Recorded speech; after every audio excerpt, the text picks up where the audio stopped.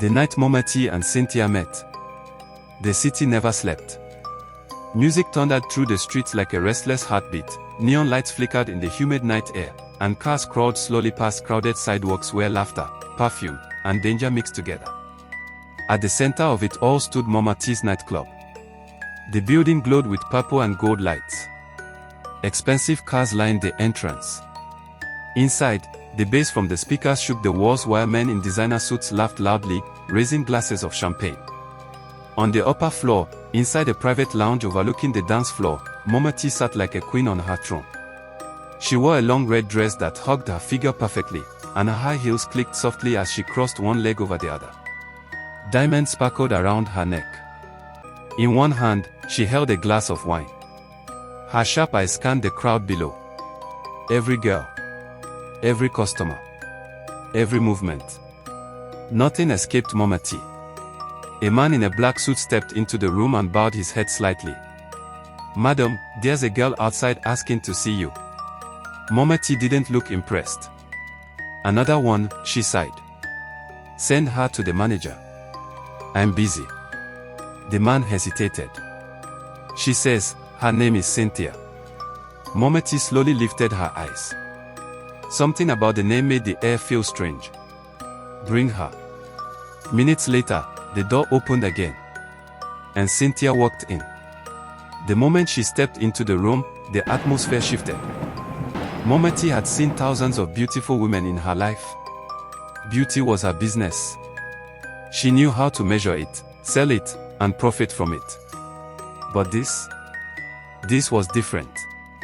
Cynthia moved with quiet grace, like water flowing over smooth stones. Her long hair fell down her back like silk, and her skin seemed to glow softly under the dim lights. Her eyes were calm. Too calm. Momati leaned forward slightly. She said slowly. "You must be the girl." Cynthia gave a gentle smile. "Yes."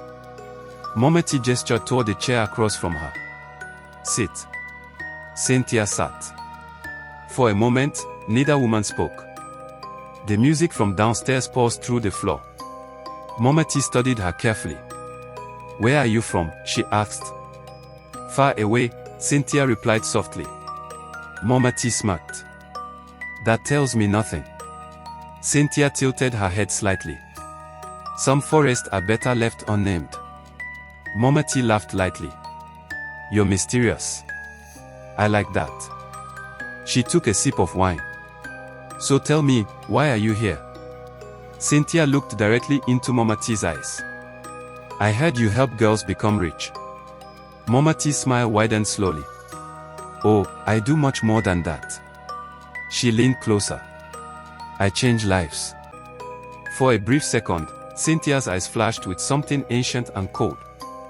"I know," she said quietly. Momati didn't notice. Instead, she pressed a button on the table. A man entered the room almost immediately.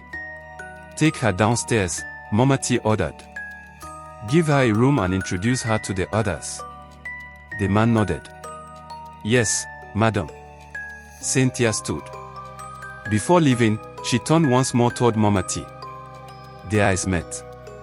For a moment, Momati felt something strange crawl up her spine. But the feeling vanished quickly. The door closed behind Cynthia. Momati leaned back in her chair, smiling to herself.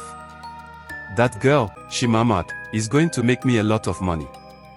Downstairs, Cynthia walked through the crowded nightclub. Men turned their heads as she passed. Girls watched her with curiosity and quiet jealousy. But Cynthia barely noticed any of them. Her eyes moved slowly around the club. Observing. Measuring. Hunting. Because Momati had just welcomed something into her world. Something older than the forest. Something far more dangerous than any monster in hills. And soon, the nightclub would begin to feed the serpent.